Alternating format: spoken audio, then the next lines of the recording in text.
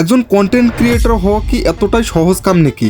কেননা বিষয়টা ভাবতে যতই সহজ, করতে কিন্তু অনেক প্রবলেমের সামনা করতে হয়। আমাদের প্রত্যেকজন নতুন ক্রিয়েটরের মাথায় আসলে এরকম প্রশ্ন আসে যে আমরা কি টপিক নিয়ে ভিডিও স্টার্ট করব এবং কি কন্টেন্ট তুলে ধরব।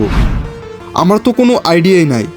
তারপরেও যদি আমি আরম্ভ করি তাহলে কি লোকে আমাকে সাপোর্ট করবে?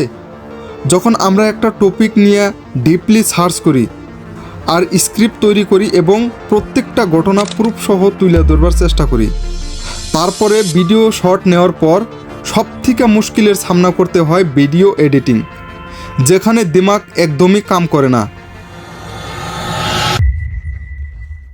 And then finally editing complete করার পর যখন ভিডিও আপলোড করি ইউটিউব, ফেসবুক এবং ইনস্টাগ্রামে, তখনই নিজেকে অনেক প্রশ্ন জালে বেরিয়ে ফেলি। যেমন, আশেপাশের লোক কি বলবে? তারা আমাকে নিয়ে টিটকারি করবে না তো? আরও একটা চিন্তা, আমার ভিডিও কি অন্য ক্রিয়েটারদের মতোই হাজার হাজার ভিউজ হবে, নাকি 0 ভিউসেই ব্রেকডাউন হয়ে যাবে? আরে ভাই, তাহলে শোনো, এত ওভার থিঙ্কিং করা বাদ দাও।